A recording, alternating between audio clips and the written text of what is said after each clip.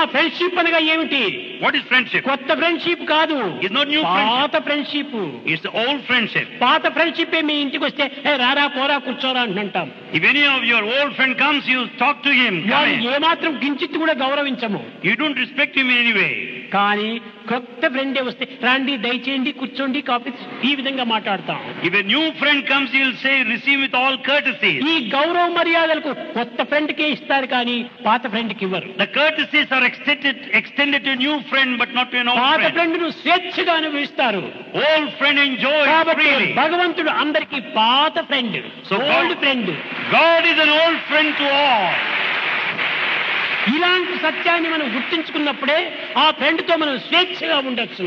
When you recognize the truth, you can move freely with that friend. కనుక నీ దోషములు కూడా నువ్వు ఆ ఫ్రెండ్ తో చెప్పుకోవాలి. You can express your mistakes to that friend. ఆ ఫ్రెండ్ యొక్క ఆదేశాన్ని నీవు అందుకోవాలి. నీ హృదయాన్ని పరిశుద్ధం గావించుకోవాలి.